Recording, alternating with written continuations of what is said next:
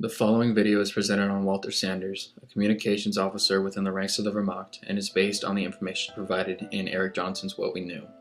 This man was very much ordinary in many ways, yet in fear of self-preservation, aided in perpetuating the terror of the Third Reich.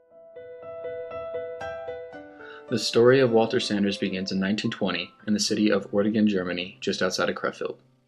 He grew up in a multi-religious household, being that his mother was a devout Catholic and his father a stern Protestant, neither of which were supporters of the Third Reich and were friends with Jewish families there. Walter himself had a Jewish best friend growing up, who fortunately escaped to England in 1938.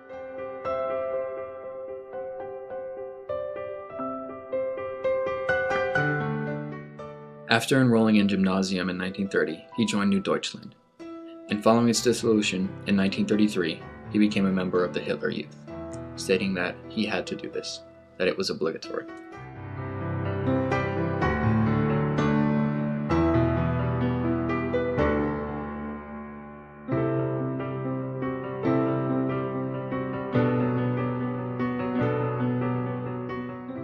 A few years passed, and at the age of 18 in 1938, he became a member of the National Socialist Motor Vehicle Corps, also known as the NSKK. For him, it was a great experience that had little to do with the National Socialism at the time, in that it was just to meet twice a month with his buddies to grab a drink. Despite his involvement with nationalistic parties like the Hitler Junge and the NSKK, Walter continually managed to avoid joining the actual Nazi Party.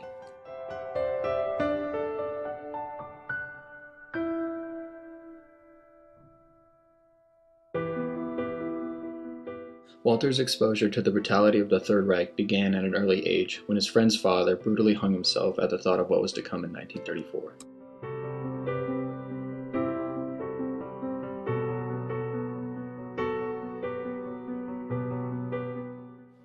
A later experience he had was with a family friend and the infamous Kristallnacht. He witnessed the owner of this destroyed plumbing shop cleaning up the shattered glass and windows in the street while donned in his suit and World War I medal, which had apparently caused the SA men present to about-face in shame. His exposure also involved propaganda in such media outlets as the weekly paper Der Stürmer and the mandatory gymnasium film Jude Süß.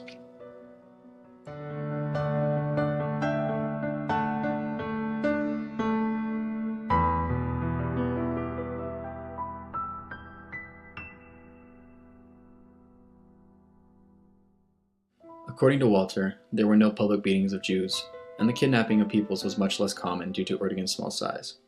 However, when the SS did come, they usually were dressed in civilian attire, not in SS uniform.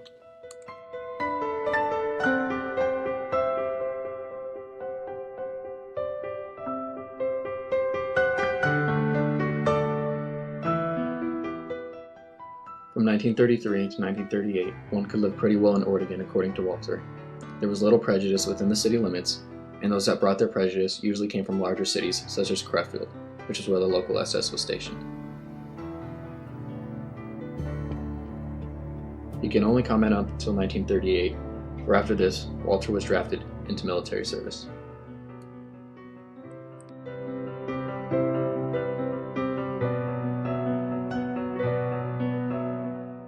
In his early days in the German armed forces, Sanders was initially involved in the Polish campaign but was later moved to Russia for the first day of invasion on the Eastern Front. His division was nearly wiped out in the process, which led to his reassignment to a communications regiment, which meant farewell to combat. There he worked as a general staff officer, directly under the high command of the Wehrmacht, and had been administered a special oath. Walter was to listen in on the conversations held between the high command officers and manage the connection lines from Russia to Berlin to Prussia, where Hitler sat. It was quite common for the lines that he was managing to go down, and when this would happen, Walter and Hitler would still be on the line and engage in brief, lighthearted conversations. And after experiencing this and listening in on the numerous discussions between Hitler and other high-ranking officers, Sanders became aware of the mad genius character that was Hitler. I'd like to tell you something about Hitler. That guy is unbelievable. You have to imagine it. The army group covered an enormous expanse of territory, a front sector of at least 500 kilometers. You just can't imagine the way that he would juggle with those divisions and regiments. Our own field marshal couldn't keep up with him. He needed 4 men to do this. Hitler had all the maps in his head. It was amazing. It was amazing, I tell you. I don't like the guy, but what's true must remain true. Walter Sanders. Though in his later years he served behind a desk managing phone lines, Walter Sanders was no foreigner to the brutal extent of the Nazi regime. He had experienced firsthand the pogroms in Russia, and in one case had observed SS men walking alongside Jews and then throwing them one by one down an abandoned mine shaft while still alive. I said to myself then and there, if there is a God, then this is going to come back and haunt us.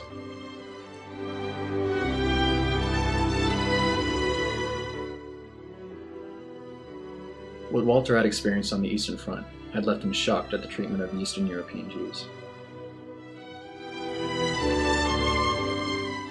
They were basically still the real Jews running around with those caftans and their little locks of hair. It was not a pleasant sight. Let us say, it was a sight that was foreign to us. They were driven like livestock, and whoever wasn't able to go on was beaten with truncheons and shot. And then later a couple wagons would come by and pick them up and take them away. It was terrible.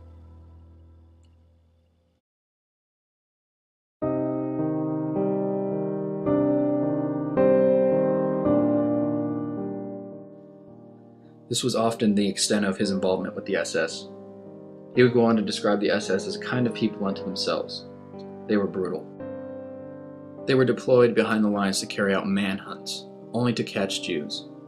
That was beyond our comprehension.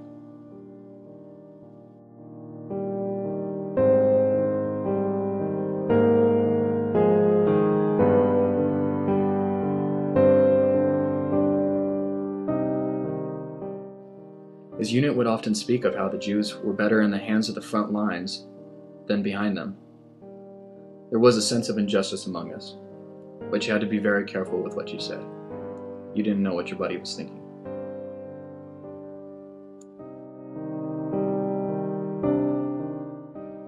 Walter's most vivid memory of the atrocities in the war came about his journey through the Warsaw Ghetto following the Polish campaign of 1940. Though the ghetto was still in its beginning phases in the March of 1940, it still took the transport 20 minutes to traverse the streets. What you saw there was enough. What one saw back then was bad enough. You saw these ragged, emaciated figures, just skin and bones wasting away. The worst thing for us was to see the children. Such tiny children, such poor little creatures, and how they would sit there holding out those tin cans. Their heads consisted of only eyes, but what eyes and tiny faces. You could have cried when you saw those children. It was dreadful. But what could you do? Because of this, you could have doubts about religion. How could a God allow something like that? But that wouldn't have done anything.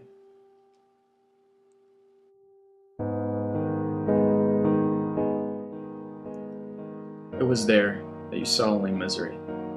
More than anything, I remember those children. Those big eyes looked at you, and you didn't understand the world anymore.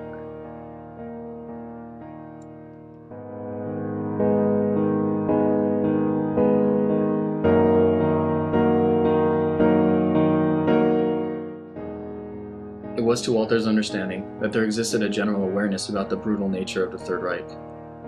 Maybe not to the true extent of the horrors, but German civilians knew that there were concentration camps, they knew that Jews were kept there, and later, word got around that they were gassed.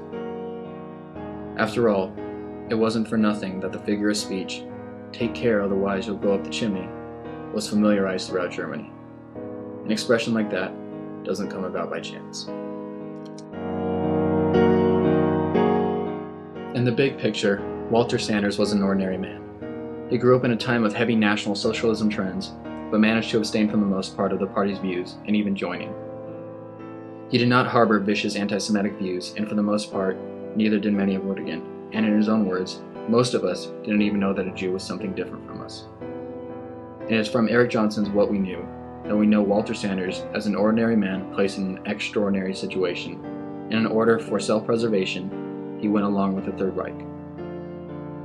Regardless of how you feel about stories like that of Walter Sanders, that was ever so common in World War II, don't let it detract from the fact that it was because of situations like these that the Nazi regime was able to accomplish what it did.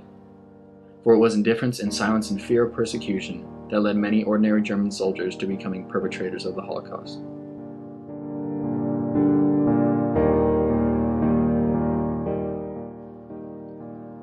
The road to Auschwitz was built by hate, but paved with indifference. Ian Kershaw.